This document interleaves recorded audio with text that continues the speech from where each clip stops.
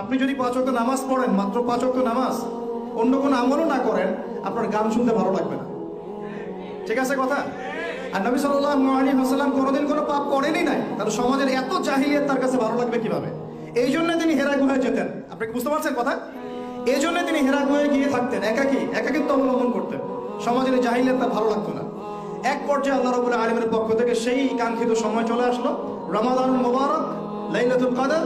ওহী চলে আসলো জিবরাইল আলাইহিস সালামের মাধ্যমে, সূরা আলাক, ইকরা বিসমি রাব্বিকাল্লাযী খালাক, খালাকাল ইনসানা মিন আলাক, ইকরা ওয়া রাব্বুকাল আকরাম আল্লাযী আল্লামা বিল কলম, আল্লামাল ইনসানা মা লাম ইয়ালাম। দেখেন, প্রথম ওহীটা কি কেন্দ্রিক আসছে?